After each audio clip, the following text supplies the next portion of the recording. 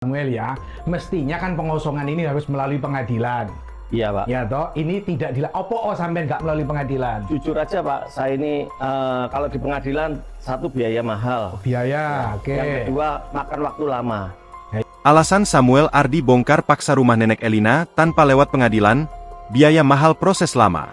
Samuel Ardi Kristanto sosok yang disebut-sebut sebagai pihak yang perintahkan ormas bongkar rumah nenek Elina Wijajati di Jalan Kuukan, Kecamatan Sambikrep, Surabaya, Jawa Timur menyampaikan klarifikasi soal pembongkaran rumah.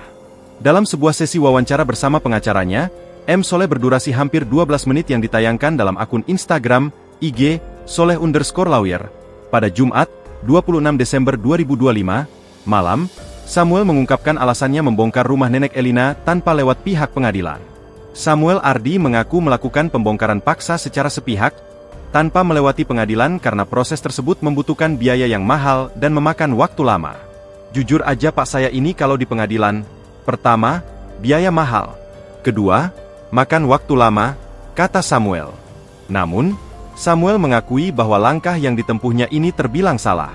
Kendati begitu, ia ingin menegaskan, pihaknya tetap berusaha melakukan proses ini secara humanis dan mengedepankan komunikasi.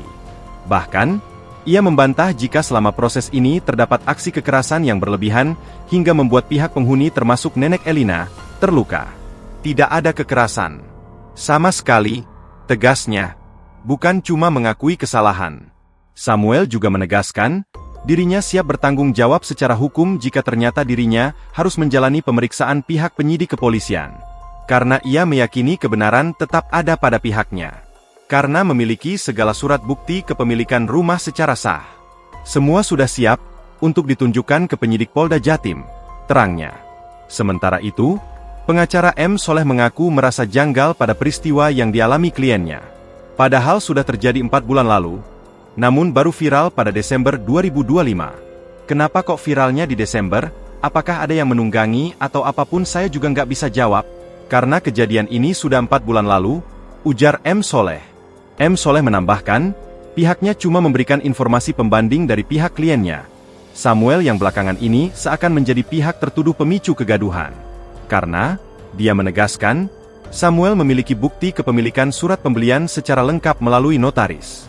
Dan, selama ini, Samuel tidak mengetahui adanya sosok yang disebut sebagai nenek Elina sebagai penghuni rumah. Download Tribun X sekarang, menghadirkan lokal menjadi Indonesia.